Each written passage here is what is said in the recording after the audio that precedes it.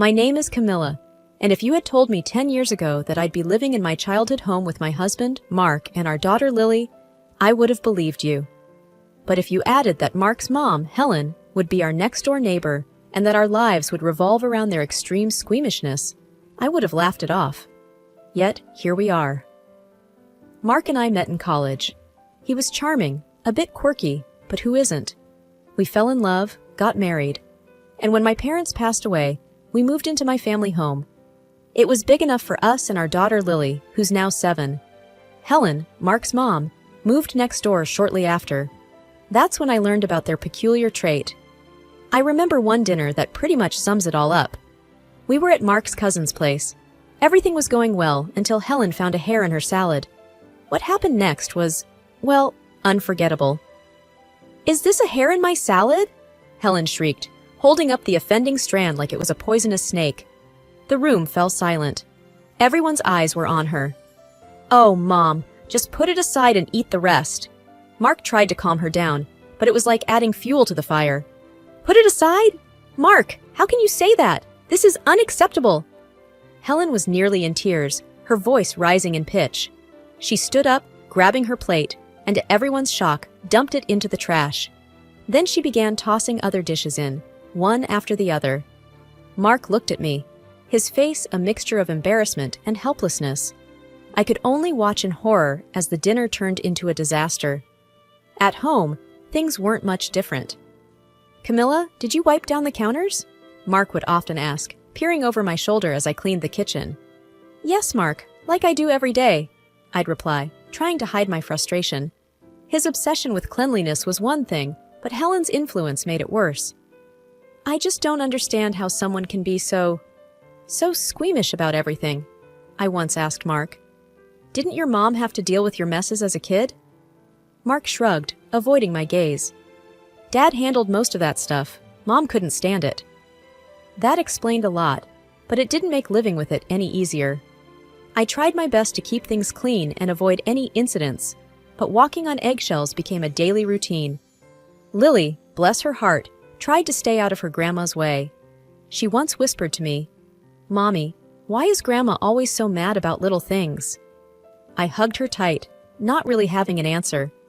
"Some people just see the world differently, sweetheart." Life with Mark and his mom, Helen, next door, was like living on a strange, squeamish island. It wasn't just about keeping the house clean. It was about adhering to their peculiar standards of cleanliness and avoiding anything that might set them off. I remember one Saturday morning. I was in the kitchen, trying to whip up some pancakes for Lily, and Mark was hovering around like a hawk. "Are you sure you washed your hands?" he asked, for what seemed like the 10th time. "Yes, Mark, I did," I replied, flipping a pancake. "And the spatula is clean. And yes, the pan was washed last night." He nodded, but I could tell he wasn't fully convinced. His eyes darted around the kitchen, looking for any sign of contamination. Lily, sitting at the table, crayons scattered around her, looked up. "Daddy, can you help me color this?" she asked, holding up a coloring book. Mark hesitated, then said, "Maybe later, honey. Daddy has to make sure everything here is okay first." I felt a pang in my heart. Lily just wanted some time with her dad, but his obsessions always came first. It wasn't just inside the house either. Helen had her own set of rules. One day, I decided to confront her about it. I went over to her house and found her in her immaculate living room, dusting an already spotless shelf. "Helen, can we talk?" I asked, trying to keep my tone neutral. She looked up, her eyes narrowing slightly. "What about?" "It's about this fear of germs and dirt. Don't you think it's a bit excessive?" I asked. Helen put down her duster and sighed. "Camilla, you wouldn't understand. It's not just a dislike. It's a real fear. You have to keep everything clean, or who knows what could happen." "But isn't it a bit too much?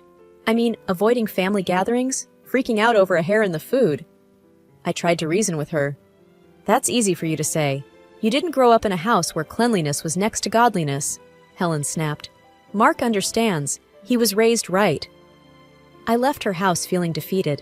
It was like talking to a brick wall. Back home, I found Mark disinfecting the doorknobs.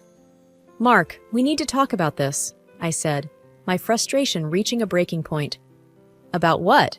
He asked, not looking up from his task. About how this obsession is affecting our family. Lily needs a normal life, not this constant fear of germs. Mark stopped and looked at me, his expression hard to read.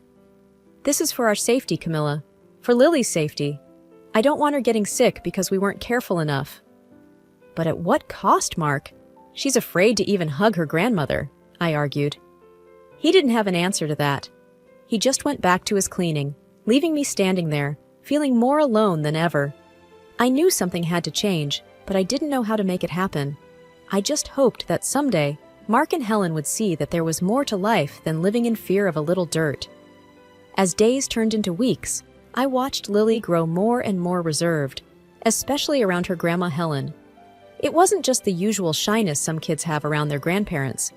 This was fear, plain and simple.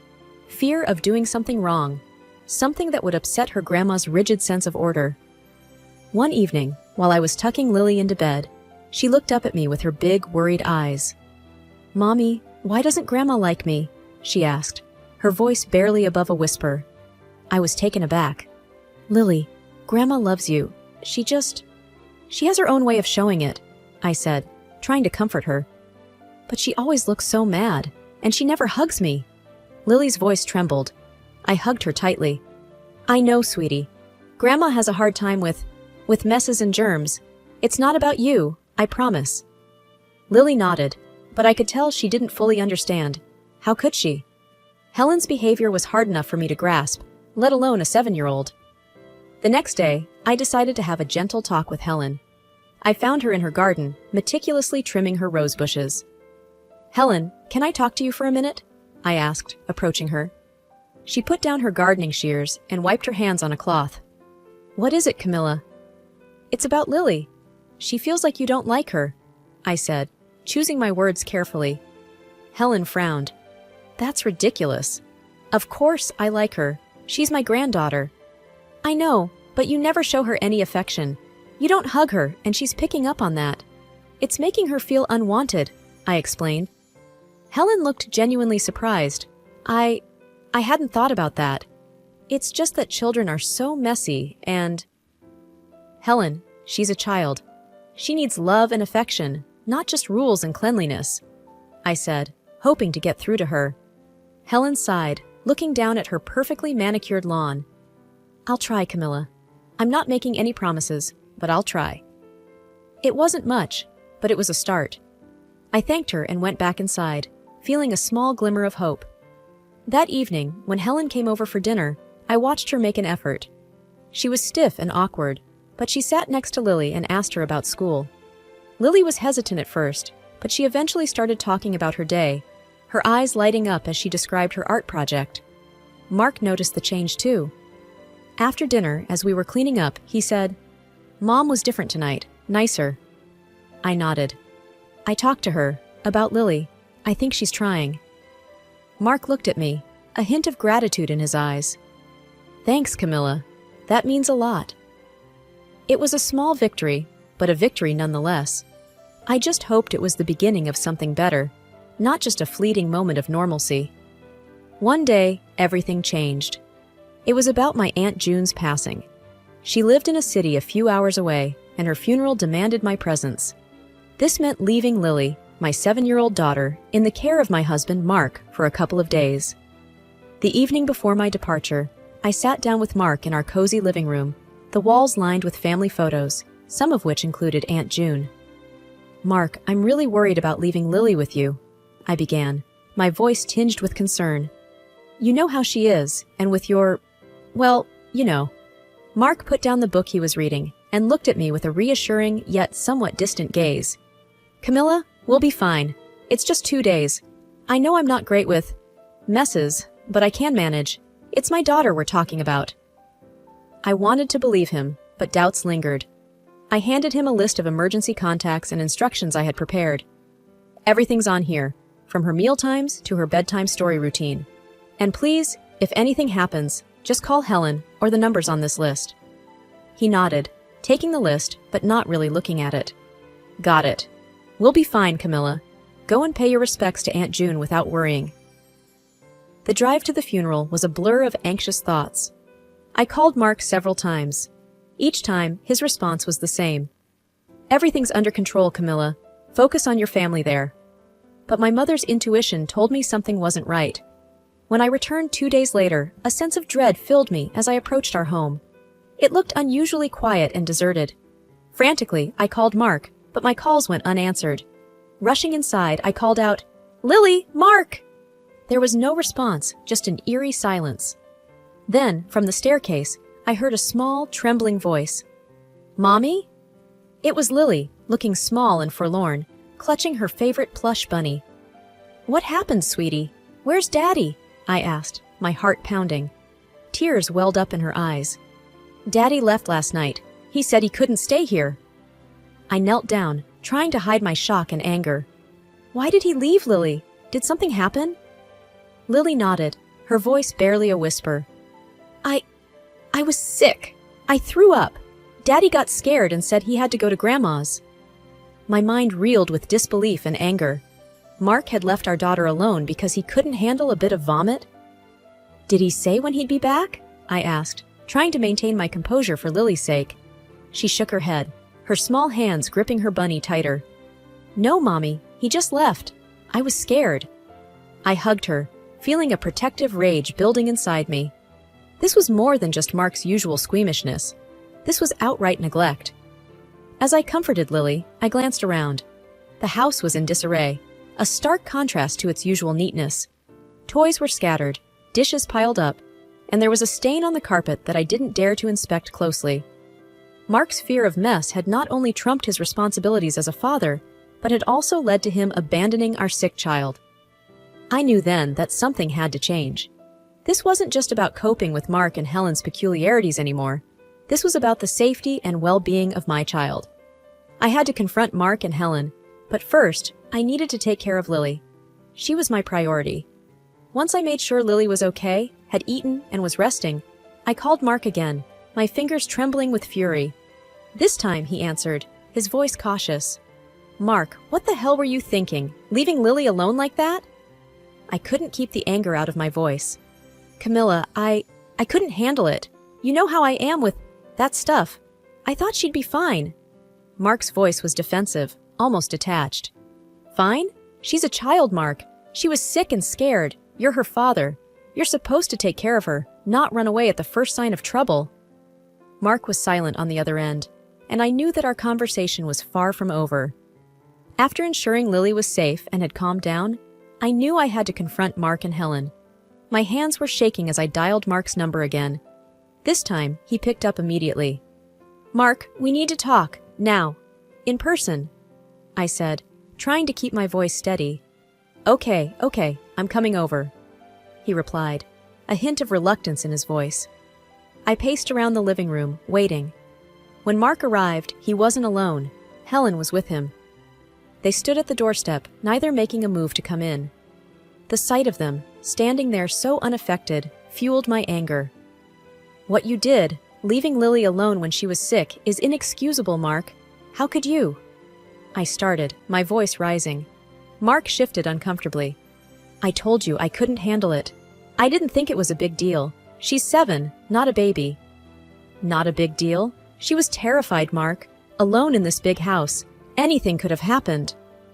I couldn't believe his casual dismissal. Helen chimed in, her tone defensive. "Camilla, he did what he thought was best. He's not good with sickness. You know this." "That's not an excuse, Helen. He's her father. It's his responsibility to take care of her, no matter what," I shot back, my gaze fixed on Mark. Mark looked away, unable to meet my eyes. I panicked. "I'm sorry, okay?" "Sorry doesn't cut it, Mark. This is about our daughter's safety. And you, Helen, encouraging this behavior? It's harmful, not just annoying," I said, my frustration boiling over. Helen's face hardened. "We've always been this way. It's not our fault you don't understand." Understanding dawned on me then. This wasn't just about cleanliness or a simple fear of germs. This was deeper, more ingrained, and it was affecting Lily. "I understand more than you think. What I don't understand is how you can justify neglecting a child," I said, my voice steady but firm. Mark finally spoke up. "Camilla, let's just calm down and talk about this." "Calm down? Mark, your actions put our daughter in danger. I can't just calm down about that. And I can't let it happen again," I said, my decision clear in my mind. I looked at both of them, standing there, still not fully grasping the gravity of the situation. I need to think about what's best for Lily. And right now, I don't think that includes being around this level of irresponsibility. Mark and Helen exchanged a glance, but neither said anything. They knew I was serious. "I'll be in touch about what happens next. For now, I think it's best if you both leave," I said, ushering them out the door. As they walked away, a mix of emotions washed over me. Anger, disappointment, but also a sense of clarity. I needed to protect Lily, and if that meant making tough decisions, so be it. The confrontation had revealed a stark truth. I couldn't rely on Mark or Helen when it came to Lily's well-being. After Mark and Helen left, my mind was racing. I knew I had to take concrete steps to ensure Lily's safety. The first thing I did was call my friend Sarah, who's a lawyer. I explained the situation to her, my voice shaky with emotion. "Sarah, I don't know what to do. Mark left Lily alone at home when she was sick. I can't trust him anymore," I said, feeling a lump in my throat. Sarah's voice was calm and reassuring.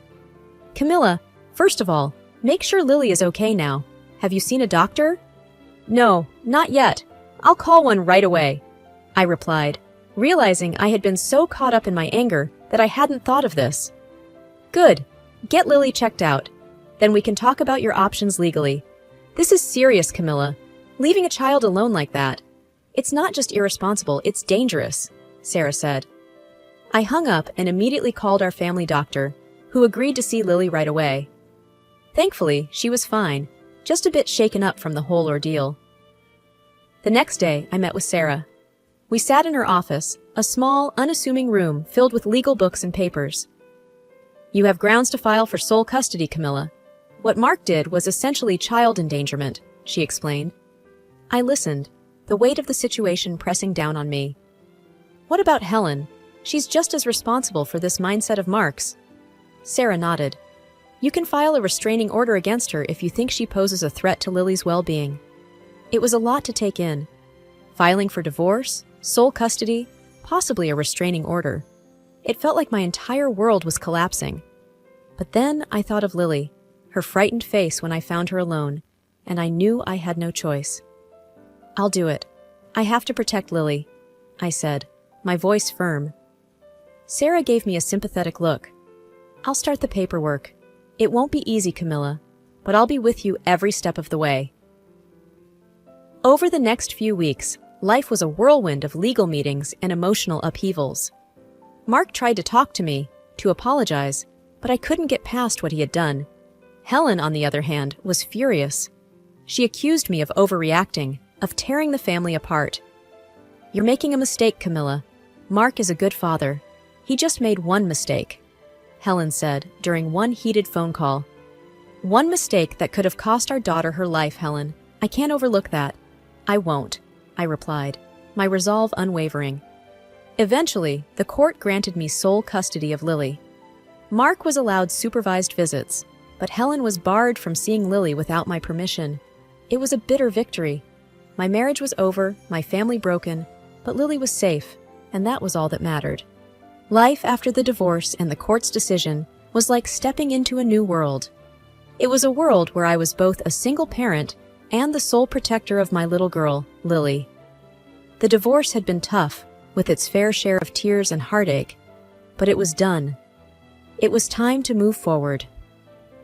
One evening, as I was tucking Lily into bed, she looked up at me with her curious eyes. "Mommy, are we going to be okay? Just the two of us?" she asked, her voice tinged with a mix of concern and hope.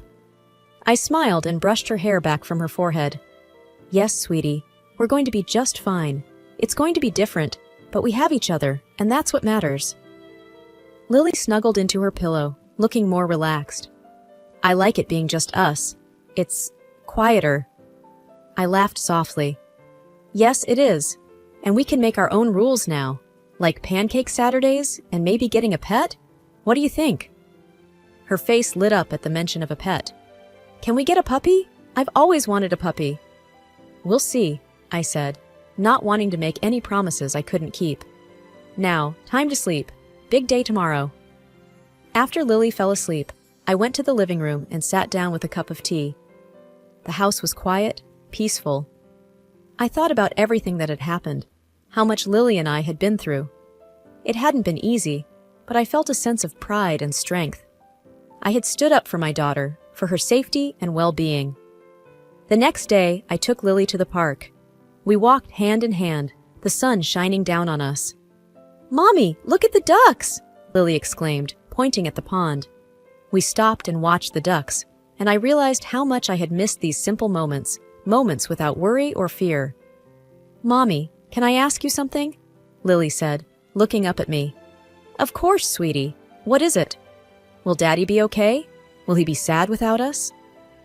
Her question caught me off guard, but it was a fair one. I knelt down to be at eye level with her. "Your daddy loves you very much, Lily. And yes, he will be okay. We all will be. Sometimes people need to be apart to be happy, but that doesn't change how much we love each other."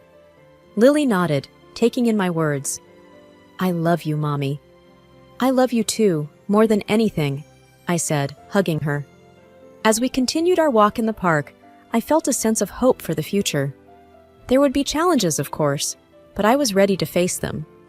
This was our new beginning, a chance to build a life filled with love, laughter, and happiness.